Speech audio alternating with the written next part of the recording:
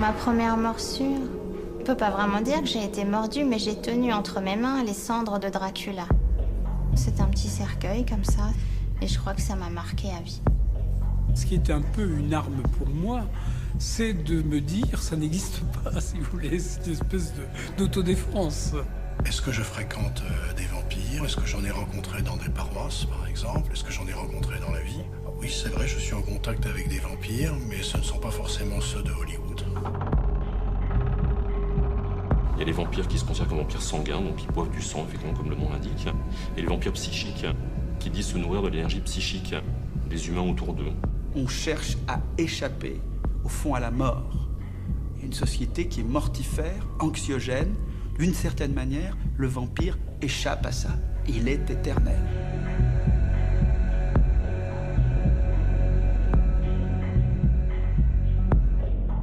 Une sorte de monstre, une sorte d'entité maléfique, mais en même temps c'est notre moi profond, c'est toutes nos pulsions refoulées, c'est nos désirs cachés. Le vampire, c'est l'équivalent d'une personne qui serait perverse sur le plan caractériel, quelqu'un qui a besoin de faire le mal pour survivre. J'ai cessé d'avoir peur graduellement, je dis à l'âge de 10-11 ans, et puis par contre ma peur de ce monde-ci, des exactions des vampires, elle n'a cessé de grandir depuis l'âge de 10 ans.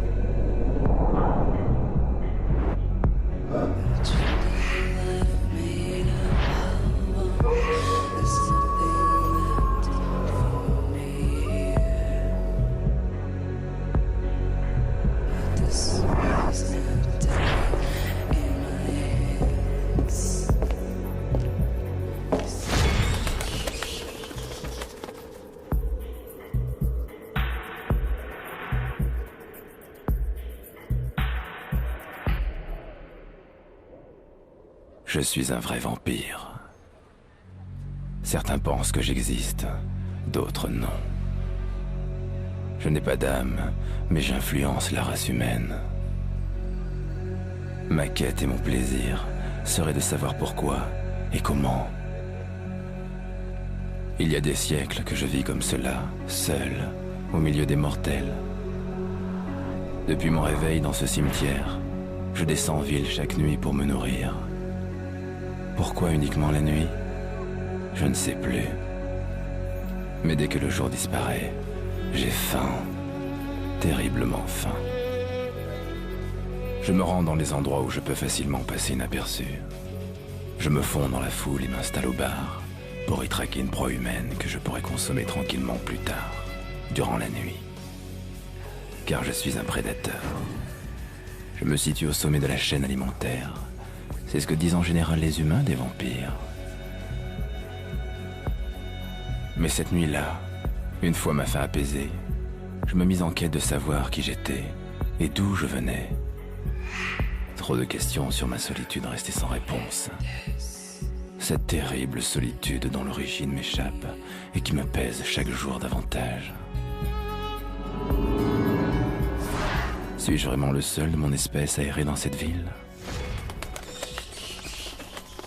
Je voulais me comprendre moi-même, et pour cela je devais rencontrer ceux qui s'intéressaient à moi, les interroger sans les effrayer, afin d'obtenir d'eux des réponses sur mes origines et ma condition. On parle des vampires depuis la plus haute antiquité, et en fait ce sont des êtres qui sont non morts. C'est-à-dire qu'ils ne sont pas vivants, ils ne sont pas morts, ils sont entre les deux dans cette frontière incertaine que permet la nuit, et tous ces fantasmes, toutes ces illusions. Et ce sont ces non-morts qui inquiètent effectivement les vivants. Pourquoi ? Parce qu'ils sont la preuve, puisqu'on parle souvent de témoignages, de vampirisme, ils sont la preuve que les morts continuent à vivre, mais souvent pour créer justement des choses terrifiantes. Les croyances aux vampires, elles existent un peu partout. C'est vrai qu'on trouve des croyances très anciennes dans la Grèce antique ou même à Rome. Mais en fait, c'est surtout dans l'Europe centrale, autour de pays comme la Roumanie, comme la Hongrie, qui ont donné lieu plus tard, évidemment, au mythe du vampire de Dracula. Mais c'est là que l'on trouve les croyances populaires les plus ancrées, justement, dans cette existence du vampire. On voit des époques où la peur ou l'obsession du vampire est là, certaines régions aussi, et puis des époques où on n'en parle plus du tout.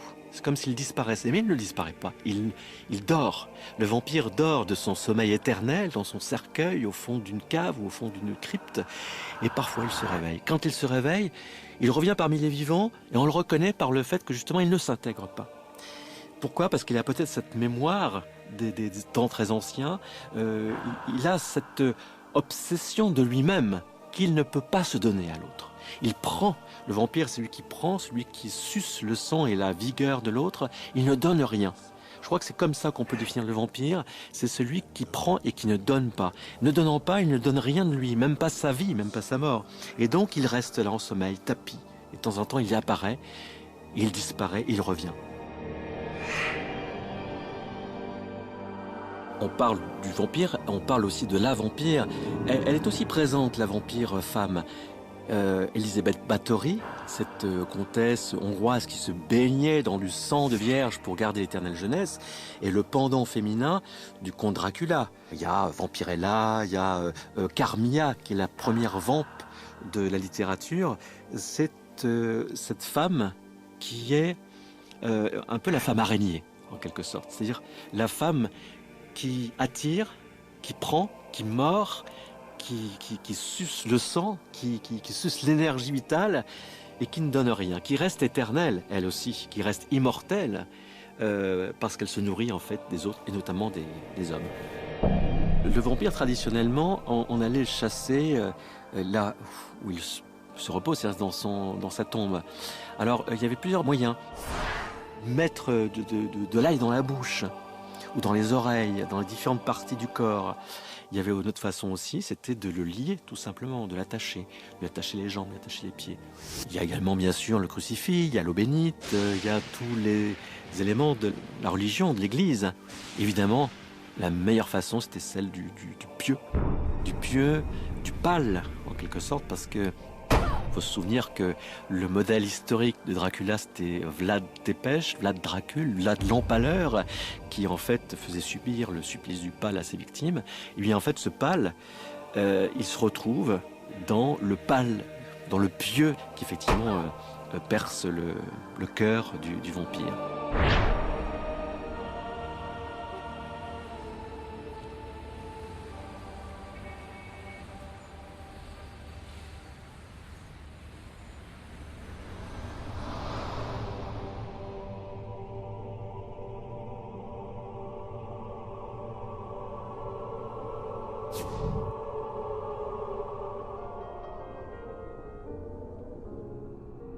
Il faut remonter aux origines même de l'homme pour rencontrer cette fascination à la fois pour la mort et pour le sang. On a trouvé des vestiges de la période préhistorique qui indiquaient que les hommes des cavernes croyaient en des personnages inquiétants qui pouvaient venir la nuit, les dévorer, leur sucer le sang, etc. Donc je pense que la peur du sang qui vient d'êtres surnaturels, c'est aussi vieux que l'humanité. Le christianisme a donné une dimension particulière à ce thème, puisque après tout, le Christ nous demande de consommer son sang, et que dans le sang, donc, il y a un principe vital. Vous savez que les théologiens disaient le sang est le siège de l'âme. Le christianisme s'est emparé de ce thème pour en faire évidemment un thème démoniaque. Ce qui est spécifique du vampire, c'est qu'il est à la fois monstrueux, c'est-à-dire qu'il suscite l'épouvante, mais en même temps il est séduisant. Le vampire romantique est extrêmement séduisant.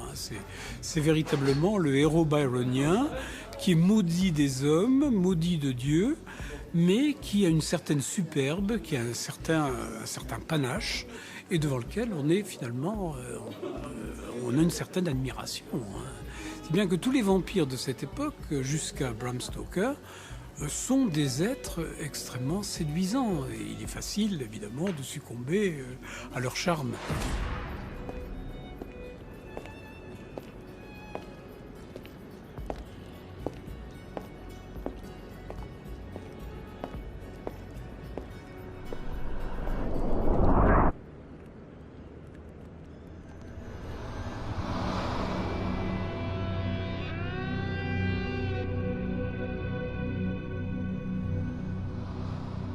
Il est une image de la condition humaine.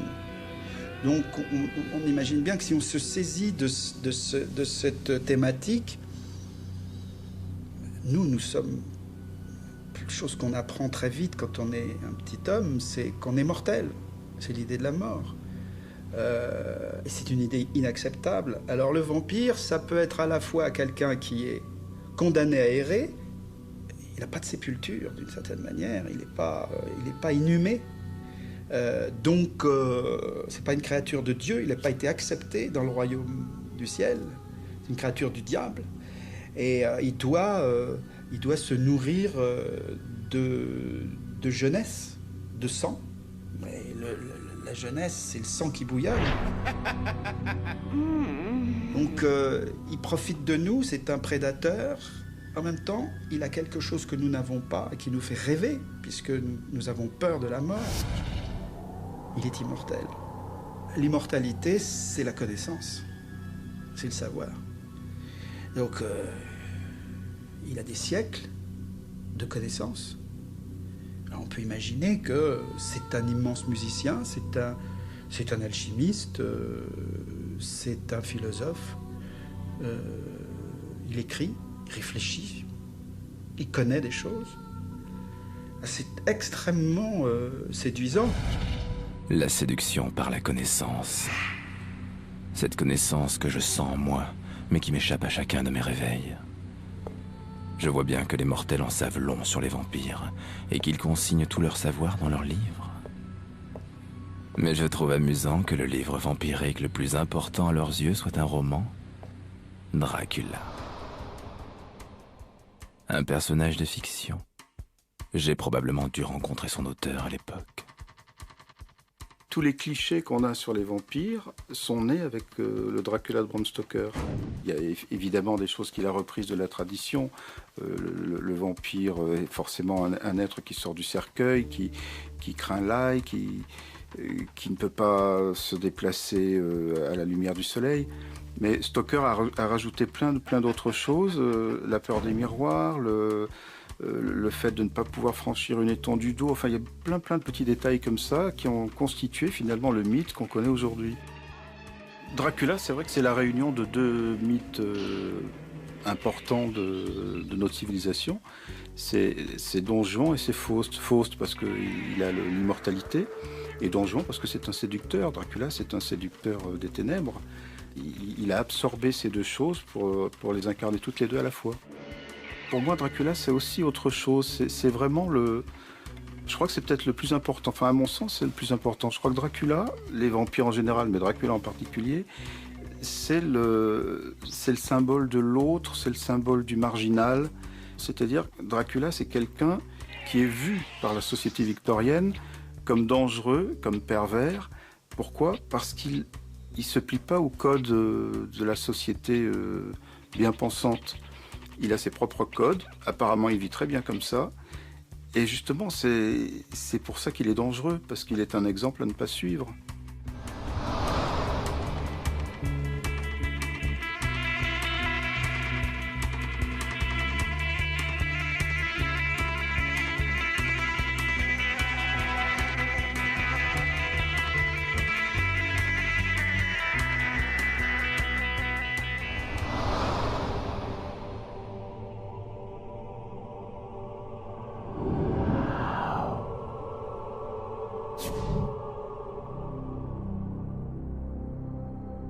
Le vampire, c'est forcément un être hors norme.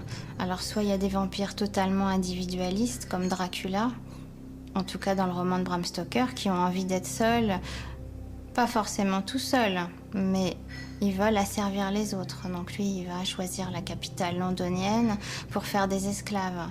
Et puis il y a le vampire à la Anne Rice. Là, c'est le vampire qui, justement, cherche un compagnon, mais qui n'y arrive pas.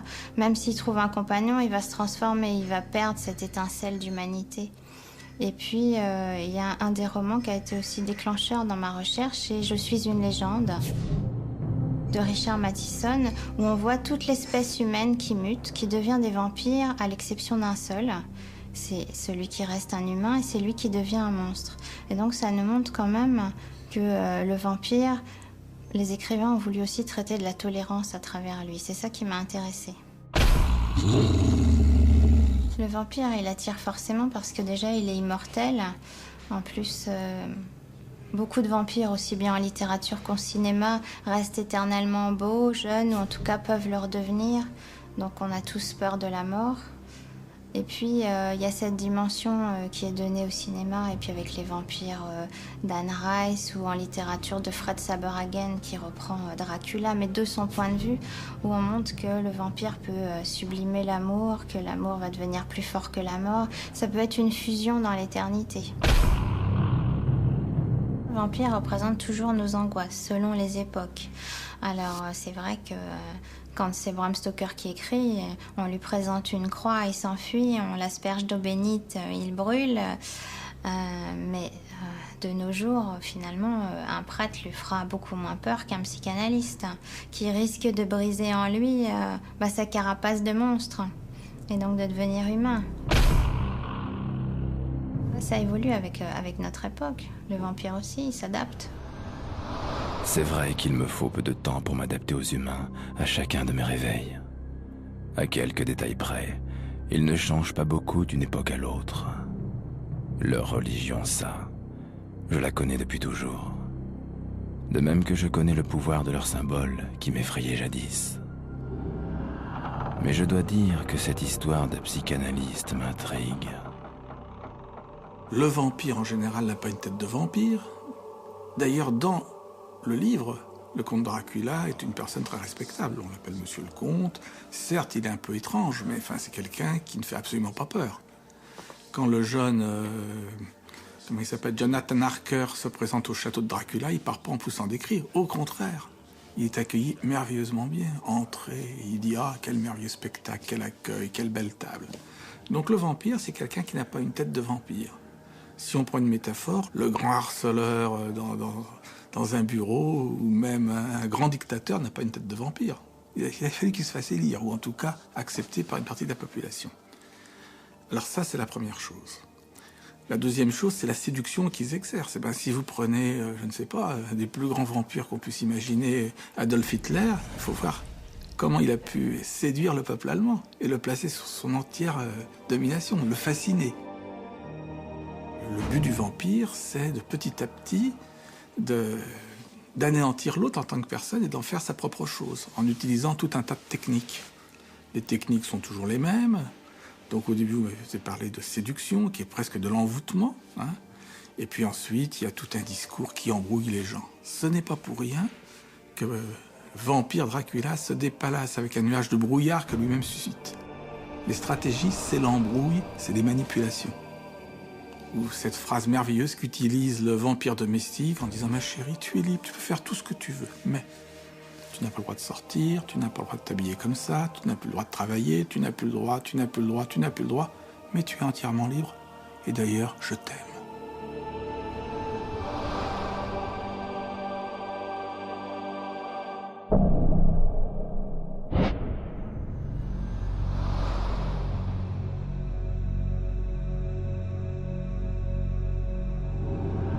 Moi, je crois que c'est notre peur à tous. Sommes-nous sûrs d'être vraiment vivants? Déjà, pour arriver à la résurrection, il faudra avoir été vivant un petit moment dans notre vie. Et beaucoup de gens vivent sans être vraiment vivants. Et moi, à mon avis, le vampire, il fait écho à ça. C'est vraiment quelqu'un que l'on tue avec un pieu dans le cœur. C'est une image qui veut dire qu'on le tue en lui faisant mal au cœur. Pourquoi est-ce qu'on lui fait mal au cœur? C'est parce que c'est un malade du cœur. Et c'est par exemple quelqu'un qui va venir me parler de l'amour de Dieu, de l'amour que les chrétiens doivent avoir envers les autres, etc.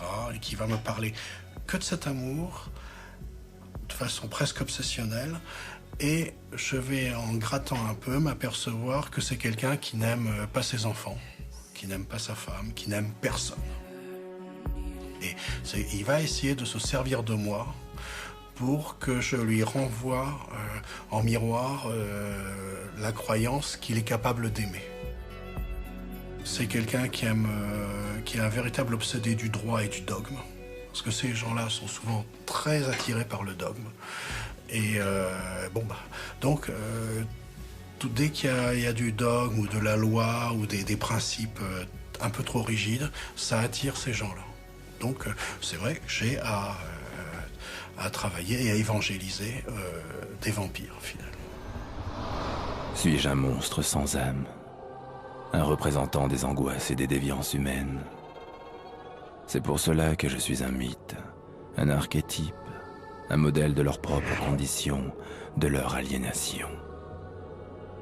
Car je vois bien qu'ils ressentent à la fois de l'attirance et de la répulsion pour moi.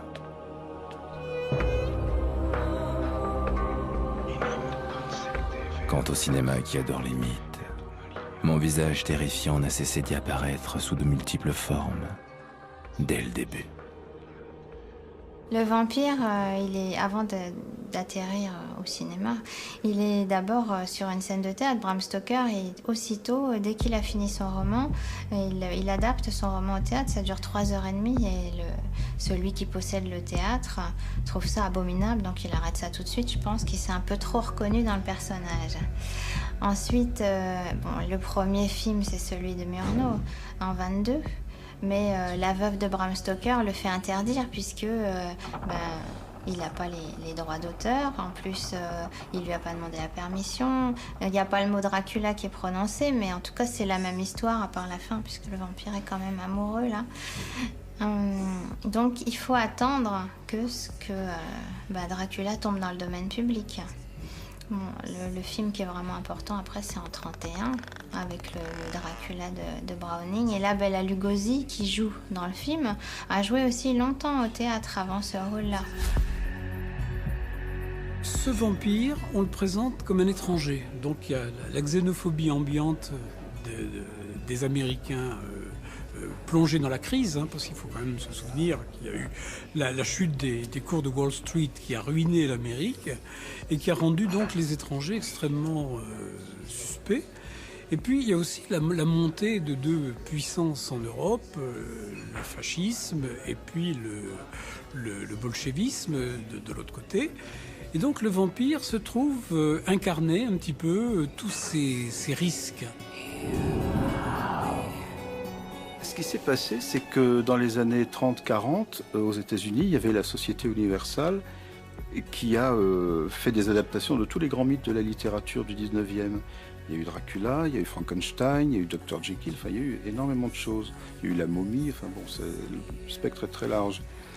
Et dans les années 50, la Hammer Film a eu l'idée de racheter les droits de ces films et de les retourner à sa façon, mais de les retourner en couleur. Ce qui a vraiment quand même changé la donne. Et puis d'insuffler dedans un érotisme vraiment très prégnant qui justement a fait la caractéristique des films de la Hammer. D'une part, c'est la première fois qu'on voyait du sang à l'écran dans un film de vampire, dans un film fantastique. Et puis effectivement, tout ce côté érotique qui est vraiment prégnant dans le mythe depuis le début, mais là, qui est vraiment théâtralisé, si on peut dire.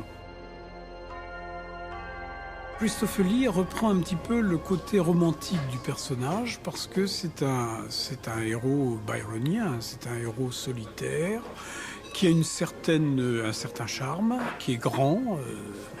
Alors que Bela Lugosi, personnellement, je ne sais pas ce que les dames peuvent penser de Bela Lugosi, Mais je trouve qu'il avait plutôt un physique assez malsain, avec ses cheveux gominés, ses yeux riboulants, alors que Christophe Lee est un bel homme, qui a véritablement une stature d'aristocrate.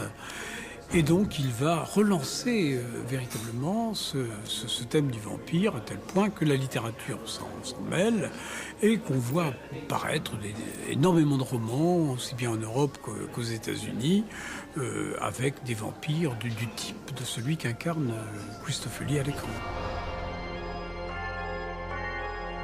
Passer du rôle de monstre à celui de séducteur est une bonne chose, car les humains adorent être séduits. Et savoir faire naître en eux le désir est une arme efficace pour moi, car il faut bien que je séduise si je veux appâter mes proies et m'en nourrir sans éveiller l'attention des chasseurs de vampires.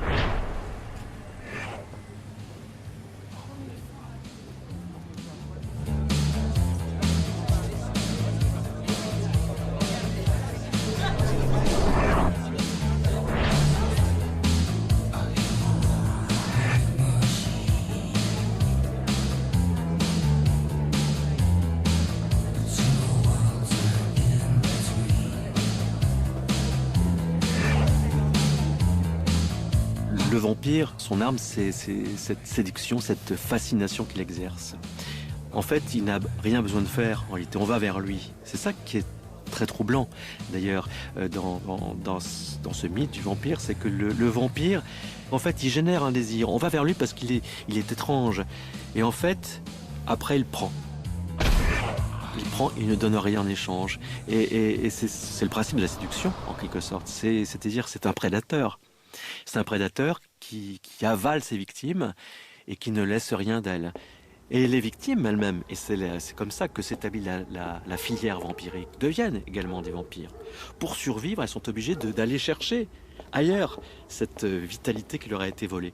Et c'est ainsi que s'établit, à travers les siècles, dit-on, une filière vampirique qui se fait par la morsure, qui se fait par la substance vitale ou par le sang, et qui est sans fin. Parce que la littérature et le cinéma ont profondément modifié par rapport au mythe traditionnel du vampire, c'est que dans les légendes d'Europe centrale, le vampire s'attaque à tout être humain, qu'il soit vieux, jeune, quel que soit son sexe. Alors que dans la littérature, pendant très longtemps, le vampire ne s'attaquait exclusivement qu'à des êtres, à des personnages du sexe opposé. Autrement dit, il y a eu un isomorphisme qui s'est créé entre l'acte vampirique, c'est-à-dire le fait de mordre à la jugulaire, et l'acte amoureux, voire l'acte sexuel. Et c'est pourquoi, peu à peu, le cinéma s'est emparé évidemment de cela, et que la morsure a un côté éminemment sensuel.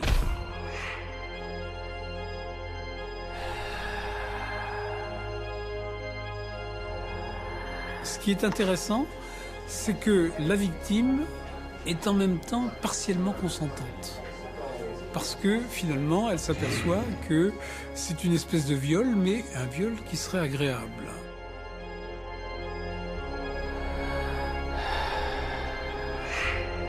Il y a un côté sexuel très prononcé et il y a cette espèce d'osmose qui se fait entre les deux partenaires qui n'est plus véritablement un viol puisque la victime finalement est consentante.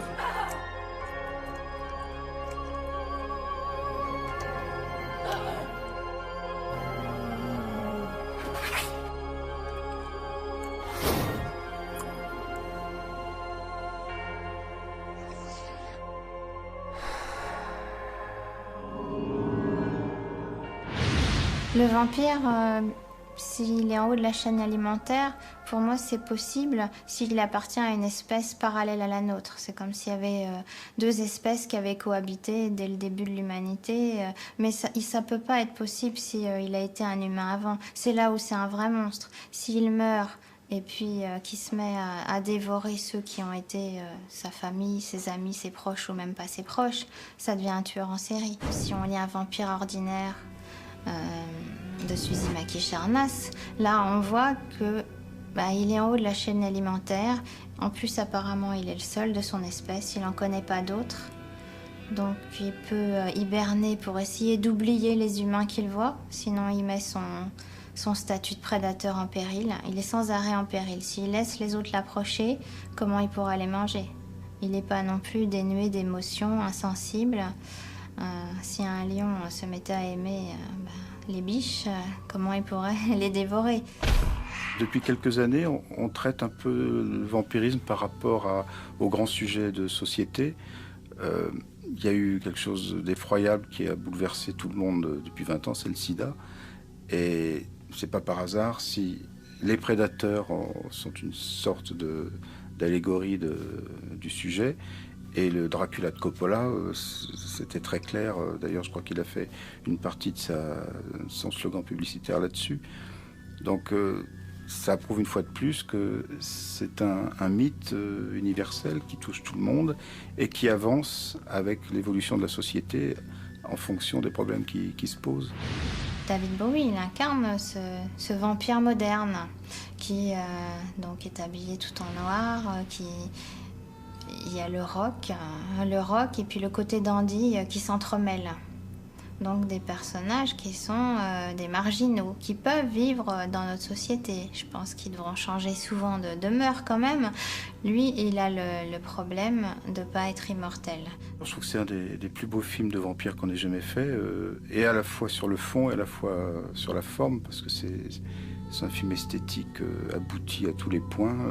C'est un chef-d'œuvre pour moi. Le Coppola, aussi, malgré ses détracteurs, est un grand film. Il y a quelques outrances dans le film que j'aime pas. Par exemple, le maquillage de Gary Oldman au début me paraît ridicule. Il n'y avait pas besoin de ça. Mais c'est quand même un grand film. C'est une œuvre d'art parfaite. Dans le film de Coppola, par exemple, vous verrez que, si je me souviens bien, sa femme s'est suicidée après une manœuvre de vampire, une fausse nouvelle. Et lui, fou de douleur, il va abjurer sa religion, faire une sorte de pacte avec le diable, et son but, ça va être de retrouver son amour qui est Mina.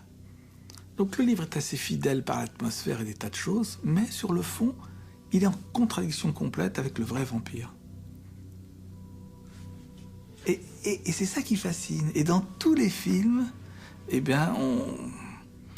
on a tellement de mal avec le mal absolu que, par exemple, quand on en fait un vrai méchant, il a une tête de méchant. C'est le vampire de Murnau. Mais un vampire qui aurait la tête de celui de Murnau ne pourrait pas faire grand mal. Parce que quand vous le verriez, vous prendriez vos jambes à votre cou et puis il vous attraperait jamais. Il y a le film Entretien avec un vampire. Forcément, celui-là, il a marqué toute la génération des cinéastes qui ont continué, soit en s'en démarquant après, totalement. Donc là, avec un retour à la violence, au vampire qui est un monstre. Même les chasseurs de vampires deviennent des monstres dans les films plus récents. Soit c'est le personnage de Louis qui va se confier aux humains, qui va vouloir parler de ses problèmes existentiels.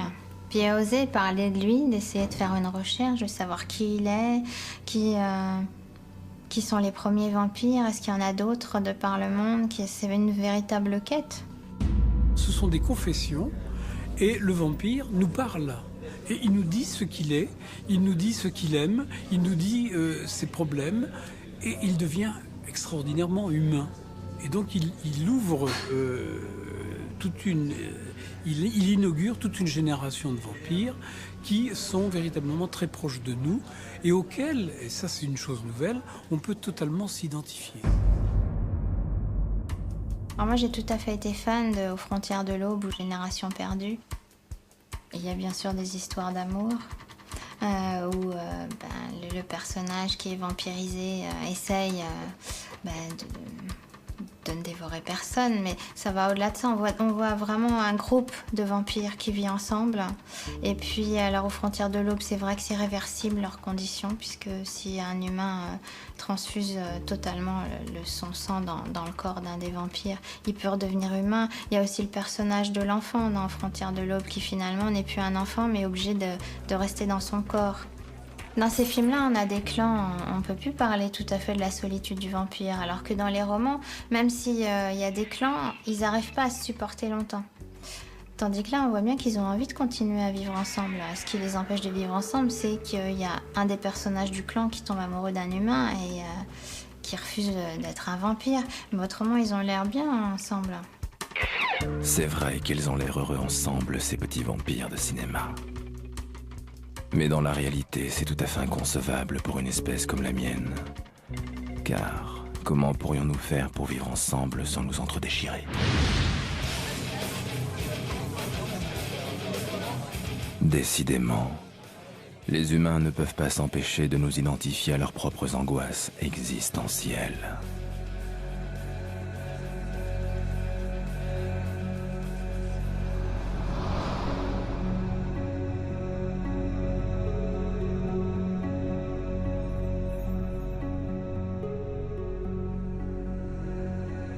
C'est pas la société qui se calque sur le vampire, j'ai l'impression que c'est le vampire qui se calque sur la société moderne.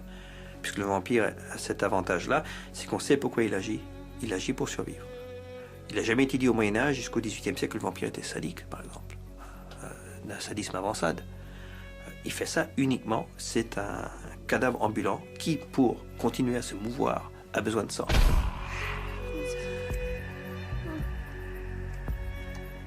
Maintenant, on ajoute ce qu'on appelle insult to injury, on ajoute l'insulte à la blessure, c'est qu'on prend son pied presque en mordant quelqu'un. Et là, je pense que c'est le côté humain qui prévaut, c'est la méchanceté humaine qui se calque sur la méchanceté toute relative des vampires d'antan. Ce qui veut dire que les humains, en quelque sorte, sont plus méchants que les vampires. Ce que je reproche aussi à Anne Rice. Le vampire, il prend le sang parce qu'il veut se nourrir. Pourquoi ajouter la blessure? Donc, à partir des films d'Anne Rice, le vampire ne se contente plus de mordre, il arrache la gorge des victimes. Clairement pour que les vampires ne reviennent pas, et clairement pour les faire souffrir. Ça, je trouve ça un peu malsain. Mais ça, c'est la nouvelle mode aussi, les nouveaux codes, je dirais, dans le film de vampires d'aujourd'hui.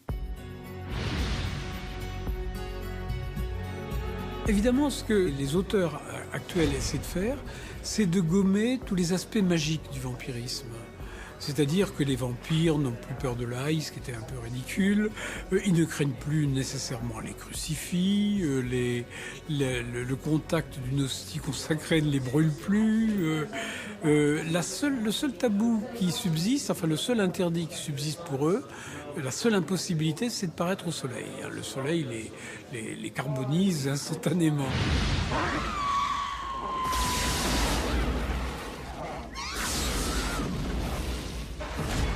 Le vampire de Carpenter, je ne l'avais pas aimé la première fois et à force de le regarder, je le trouve de plus en plus intéressant. Je trouve que finalement c'est une version moderne des premiers Dracula de Terence Fisher. Les mêmes codes sont repris mais légèrement décalés, déviés. Et finalement c'est une espèce de Dracula western qui est à la fois jubilatoire, drôle, inquiétant... et qui est très réussi. C'est un très bon film, finalement. Après, on va vers les années 90, où on est carrément plongé, comme dans Underworld, au milieu des vampires, avec leur lutte avec les clans de loups-garous. Ce qui fait que là, on est plongé dans un univers de violence, où l'humain n'est plus que du bétail.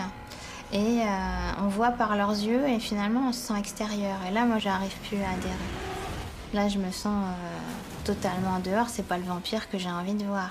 Les images sont filmées de plus en plus rapidement, certainement pour se calquer sur les jeux vidéo, et que ça prend un rythme souvent insupportable. Et que le scénario en pâtit, parce que souvent il n'y a pas de scénario. Comme certains...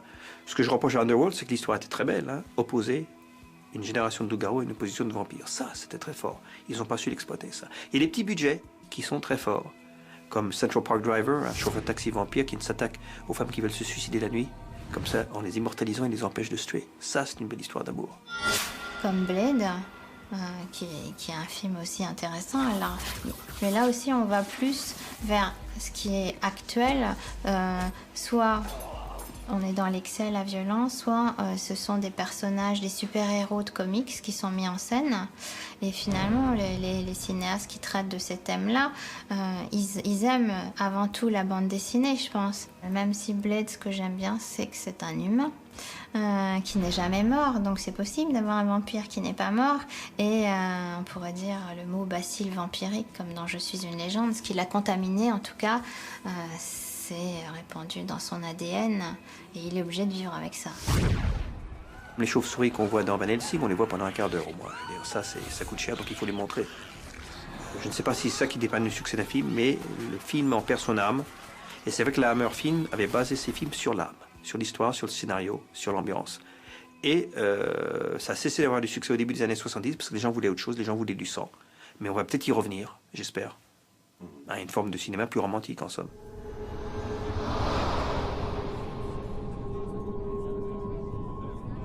Le vampire, c'est un personnage qui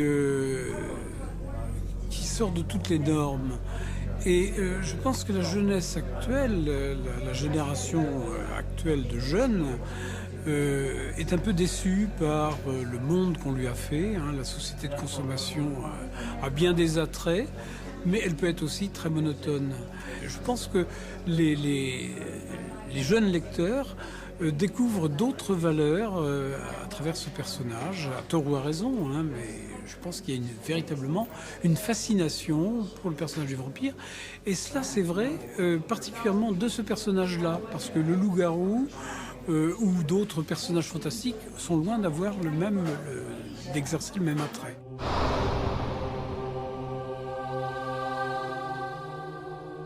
C'est donc bien chez les jeunes mortels que j'ai trouvé mes plus fervents admirateurs. Du sang frais, parfait. Il y a parmi eux de jeunes humains qui m'adorent tant qu'ils s'identifient à mon espèce. De vrais faux vampires, mais bien réels ceux-là, pas des vampires de cinéma. Il y en aurait partout dans le monde. Chez les vampires, il y a quelque chose de très collectif, puisqu'ils fonctionnent pour la plupart par famille, par maison, par clan, quel que soit le terme qu'ils emploient. Donc c'est vraiment quelque chose de collectif. Ça fonctionne par tribu, par clan. C'est vraiment un système clanique, qui est aussi basé d'ailleurs sur les sociétés secrètes de l'ancienne Europe, avec ces rites initiatiques, cette magie, cet occultisme. Les vampires sont pas dangereux, et au contraire d'ailleurs, parce que le but de ces sociétés secrètes, entre guillemets, c'est d'aider justement leurs adhérents, les participants, à ne pas faire de mal à leur entourage. Donc au contraire, c'est leur dire, voilà, si vous voulez boire du sang, faites-le entre adultes consentants. Donc déjà consentant, donc il n'y a pas ce côté prédation et attaque de l'autre. Enfin, les vampires courent pas dans la rue la nuit pour aller attaquer les gens. Donc oui, non, c'est plutôt quelque chose de pacifique, c'est quelque chose de très sombre. Finalement, l'idée, c'est d'accepter la part sombre et la part de prédation qui est en chaque être humain, d'arriver à la contrôler, donc ne pas la nier, l'accepter, l'intégrer et la gérer. Je pense que par rapport au monde dans lequel on vit, qui est un monde de plus en plus libéral et dur, qui est donc basé sur une forme de prédation, finalement, le vampire se positionne comme étant l'ultime prédateur.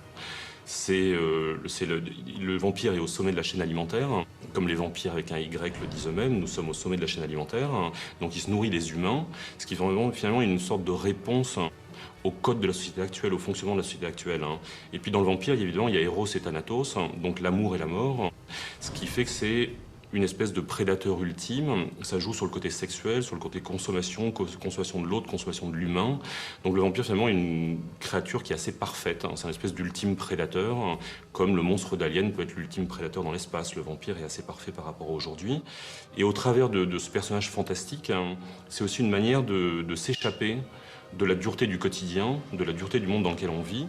Ce qui donne une pirouette assez amusante d'ailleurs, parce que dans une société comme la société américaine, où finalement les structures sociales sont en pleine déliquescence, finalement la réponse aux jeunes en difficulté vient de structures aussi ahurissantes que les familles de vampires. Quelque part, c'est l'acceptation de l'autre, c'est le fait que l'autre accepte qu'on soit différent et qu'on réagisse peut-être pas forcément de la même façon, qu'on ait justement son mode de vie à soi et qu'on se moule pas comme tout le monde dans le même moule. C'est vraiment une vision philosophique en fait, c'est une façon d'être qui n'est pas celle de tout le monde. Et je crois d'ailleurs que ça explique le succès du mythe, notamment chez les gothiques. Il y a eu les punks, il y a eu les new wave, et c'était pas du tout comparable. Eux, ce qui les intéressait, c'était la musique, point barre. Alors que les gothiques, c'est des gens qui sont très cultivés, qui sont passionnés justement par la littérature du 19e siècle. Donc c'est vraiment un courant fort, c'est pas anecdotique en fait. Je ne confonds pas les gothiques avec les vampires. Bon, il y a une petite catégorie de gothiques qui se réclament du vampirisme, mais c'est plus par romantisme noir que par vrai vampirisme. Et moi, je trouve que justement les goths sont un mouvement qui protège des vampires qu'il y a dans la société, tout autour de nous. Depuis l'ouverture du musée, je lutte toujours contre les mères de famille qui veulent réserver le musée pour goûter des enfants de moins de 10 ans le mercredi après-midi. Parce que pour eux, c'est uniquement ludique, c'est drôle. Les vampires, ça n'existe pas, donc on ne voit pas pourquoi ce serait intéressant d'en parler. Alors quand je dis aux parents, venez vous-même, ils disent non, je reviendrai quand mon fils aura 12 ans.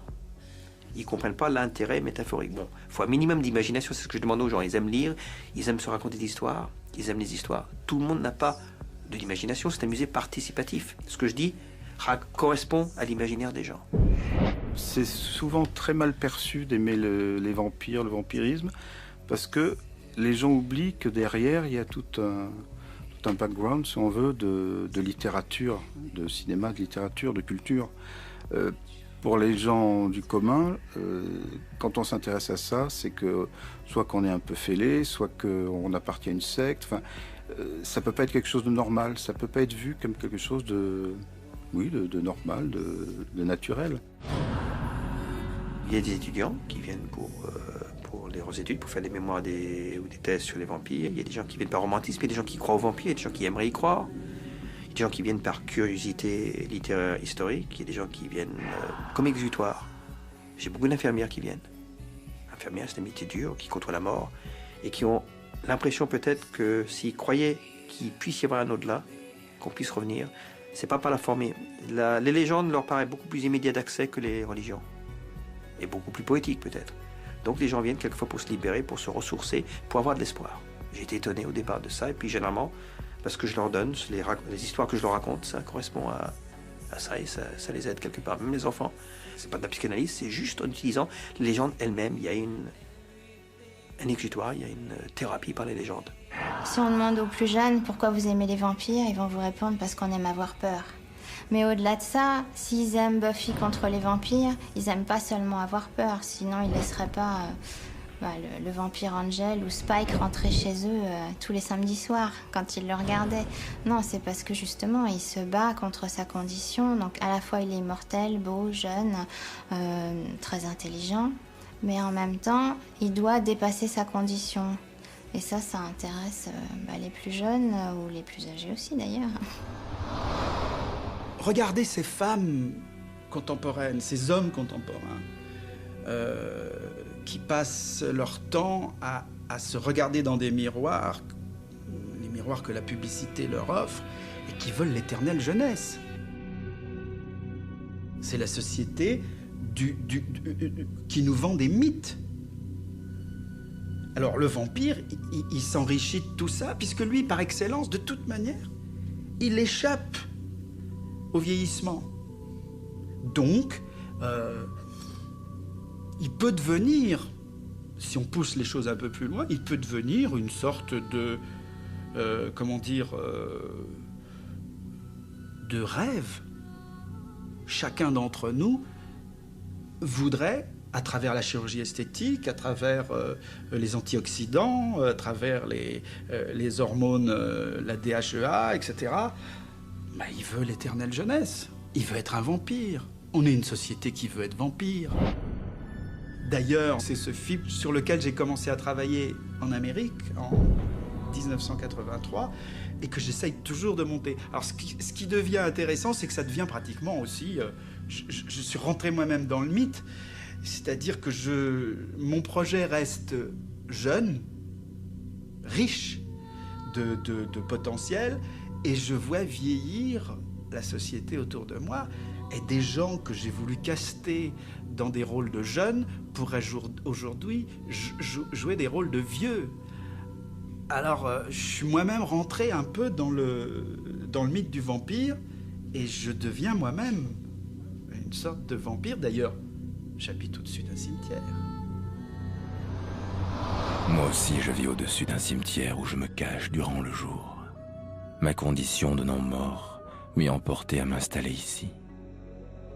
J'avais décidé de laisser vivre cette jeune mortelle au désir irrépressible et au sang bouillonnant. J'aimerais en faire ma compagne pour l'éternité. Un rêve, pour moi qui ne rêve jamais. Avant de rejoindre mon cercueil, j'aurais eu le temps d'entrevoir les peurs profondes et les terreurs intimes des humains. Et je sais maintenant que c'est cela qui engendre cette terrible solitude qui est la mienne. Le mythe du vampire, c'est un peu comme une auberge espagnole. On y apporte ce qu'on veut. Hein. Et donc, au fil des années, il évolue. Et c'est peut-être grâce à cela qu'il est éternel et qu'il ne vieillira jamais et qu'il sera toujours d'actualité. Je crois en Dieu. Je crois pas forcément toujours au diable, puisque c'est un dogme secondaire de l'Église catholique. Donc je ne suis pas obligé d'y croire à fond. C'est quand même un dogme secondaire. Le vampire, je suis pas non plus obligé d'y croire. Par contre, je reconnais que je le côtoie. Notre société est de plus en plus violente. Et que la violence est de plus en plus magnifiée. Si vous regardez un film à la télévision ou au cinéma, qui va voir les jolies filles, hein? C'est le méchant qui a une grosse voiture, qui tue tout le monde, etc. Enfin, je veux dire, on a une image de la violence qui est très valorisée. On sait bien que ça favorise le vampire. Les vampires ont de beaux jours devant eux. Pour moi, le vampirisme, c'est quand même le côté romantique, c'est le vampirisme littéraire. C'est pas le dépravé sexuel qu'on va retrouver dans un hôpital. Donc, on est sur deux plans complètement différents. C'est pour ça que je pense que ça peut être dangereux pour quelqu'un, justement, qui saisit pas les nuances. Mettons maintenant qu'il y a de plus en plus de vampires réels, économiques. Et ces gens-là ne veulent pas qu'on les compare à des vampires. Donc, quelque part, on fait des films de vampires ridicules, avec des vampires qu'on ne peut pas prendre au sérieux, pour qu'on ne puisse pas faire un parallèle entre les vampires du cinéma et les vampires réels. C'est vrai qu'il n'y a pas de film de vampires sérieux depuis une dizaine d'années. Je pense qu'il aura sa place à nouveau comme mythe, mais il faut attendre un petit peu. De toute façon, il y a eu le Todd Browning en 1931, le Fisher en 1958, le Coppola en 1992, donc je crois qu'il faut lui laisser le temps de se remétamorphoser à nouveau, d'émerger de cette violence trop humaine pour se donner une autre identité. Je reviendrai dans quelques années, voir comment les humains ont évolué, et si je suis toujours un monstre à leurs yeux. Il faut toujours laisser du temps aux humains. Et du temps, je n'en manque pas.